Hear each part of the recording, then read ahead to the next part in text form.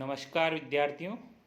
राजकीय स्नातकोत्तर महाविद्यालय प्रतापगढ़ में आप सभी विद्यार्थियों का स्वागत है। आज हम पढ़ेंगे रीतिकाल के अंतर्गत भूषण का युगबोध। मैं राकेश कुमार, सहायक आचार्य हिंदी।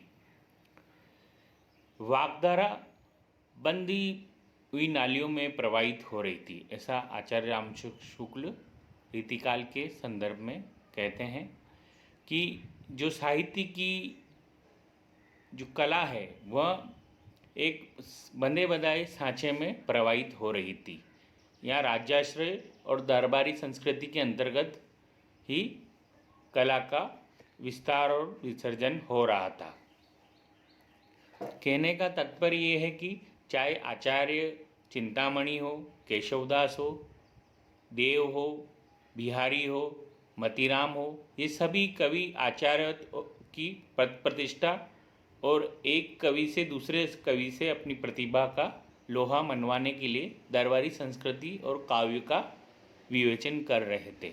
लेकिन रीतिकाल में एक ऐसा कवि भी है जो रीति की बंधी बंधी परिपाटी को छोड़ कर अपने समय से सीधे मुखातिफ होता है और अपने समय की जो ज्वलंत समस्याएं हैं उनको अपने काव्य में स्थान देता है और उस वीर रस के माध्यम से राष्ट्रीयता का भाव पूरी उत्साह के साथ, संचार के साथ उसमें काव्य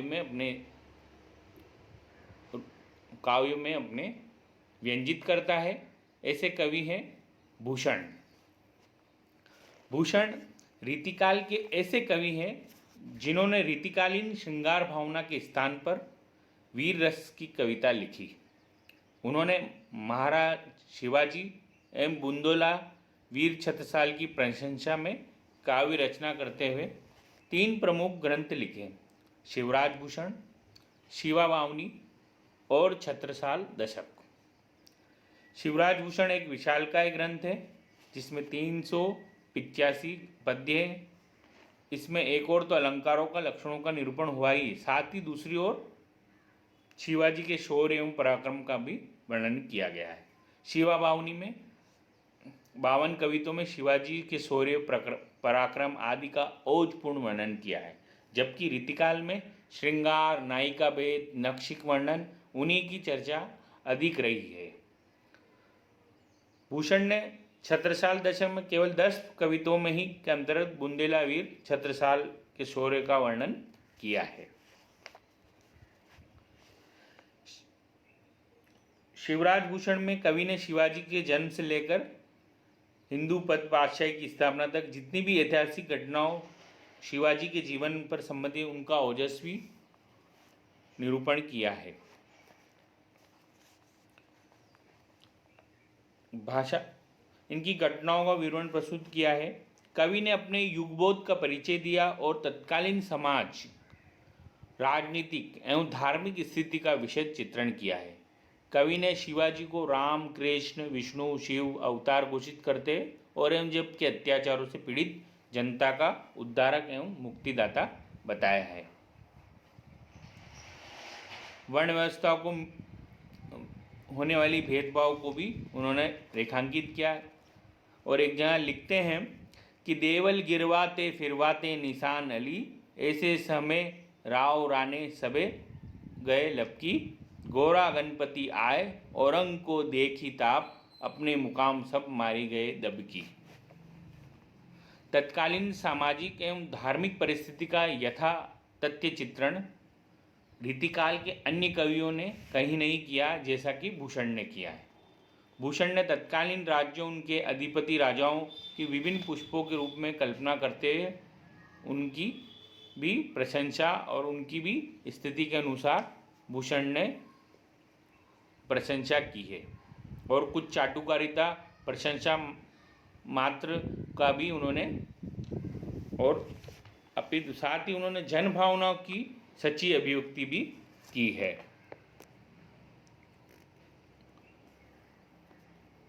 भूषण राष्ट्रीय भावों के गायक हैं। उनकी वाणी पीड़ित प्रजा के प्रति एक अपूर्व आश्वासन है।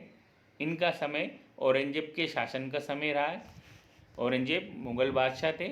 औरंगजेब के समय मुगल वैभव सत्ता की पकड़ थोड़ी कमज़ोर हो। औरंगजेब की कट्टरता और हिंदुओं के प्रति नफरत ने उसे जनता से दूर किया था। संकट की इस घड़ी में भूषण ने दो राष्ट्रीय पुरुषों शिवाजी और छत्रसाल के माध्यम से पूरे राष्ट्र में राष्ट्रीय भावना का संचारित करने का प्रयास किया था। भूषण ने तत्कालीन जनता की वाणी को अपनी कविताओं का आधार बनाया और उन्होंने स्वदेशानुराग, संस्कृति अनुराग, साहित्य अनुराग, महापुरुषों के प्रति अनुराग, उत्साह आदि का वर्णन किया।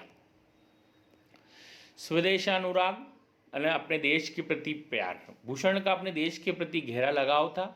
उनकी दृष्टि पूरे देश पर थी। उन्होंने देखा कि औरंगजेब देवालय को नष्ट कर रहे हैं तथा उनका मन विद्रोह कर उठा और शिवाजी के माध्यम से उन्होंने अपनी वाणी प्रकट की कि देवल गिरवाते फिरवाते निशा अली, ऐसे समय राव राने सबे गए लपकी गोरा गणपति आए, औरंग की देखी ताप अपने मुकाम सब मारी गए दबकी। संस्कृति अनुराग।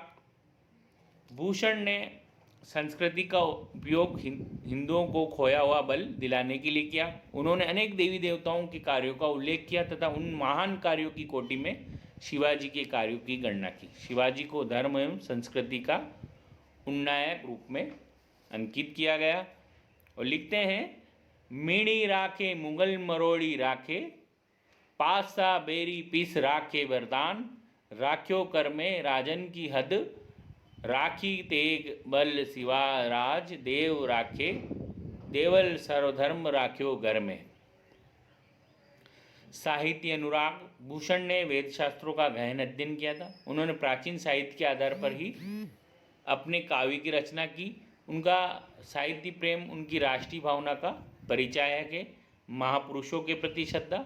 भूषण ने अतीत व वर्तमान के महापुरुषों एवं जननायकों के प्रति श्रद्धा व्यक्त की। उन्होंने शिवाजी और छत्रसाल, बुंदेला या अन्य कोई पात्र सभी का उल्लेख केवल उनकी प्रशंसा के लिए नहीं बल्कि जो राष्ट्रीय भावना संबंधित है वैसा ही उन्होंने इसका वर्णन किया है और जनता में राष्ट्रीय गौरव और उत्साह का संचार किया। लिखते हैं, रैया राव चंपती को छत्रसाल, महाराज भूषण सकत को बरवानी यो बलन के। राष्ट्रीय साहित्य में चेतना का भाव होता है। भूषण के साहित्य में सजीवता, स्फूर्ति एवं उमंग का भाव है। मुगलों के साथ शिवाजी के संघर्ष का कवि ने उत्साहपूर्णक शैली में वर्णन किया है और लिखते हैं, दावा पातशाहन सो किन्हो, शिवराज वीर झेर किन्हीं देश, हद्यो बंध्यो हर दरबार से, हटी मरहटी तामे राख्यो न मवास, कोई छिन हथियार डोले बन बंजारे से। मतलब शिवाजी की सेना तलवार लेकर घूम रही है। निसंदेह भूषण का काव्य राष्ट्रीय चेतना से ओतप्रोत है। वे सच्चे अर्थों में राष्ट्रीय भावनाओं के कवि हैं। भूषण का हिंदी साहित्य में एक विशिष्ट स्थान है। वे वीर रस के अद्वितीय कवि हैं। रीतिकालीन कवियों में पहले कवि हैं जिन्होंने हास विलास की अपेक्षा राष्ट्रीय भावनाओं को प्रमुखता के साथ प्रदान की। उन्होंने अपने काव्य के द्वारा तत्कालीन असहाय हिंदू समाज की वीरता का पाठ पढ़ाया और उसके समक्ष रक्षा के लिए एक आदर्श प्रस्तुत किया और वे निसंदेह राष्ट्र की अमर धरोहर के पुजारी रहेंगे। भूषण वीर रस के ओज से संपन्न राष्ट्रीय कवि थे। उनकी कविता में राष्ट्रीयता का तत्व विद्यमान था। उन्होंने राजाओं की प्रशंसा में काव्य की रचना की और इसी संदर्भ में आचार्य रामचंद्र शुक्ल लिखते हैं कि भूषण के बारे में, शिवाजी और छत्रसाल की वीरताओं के वर्णनों को कोई कवियों की झूठी खुशामद नहीं कह सकता।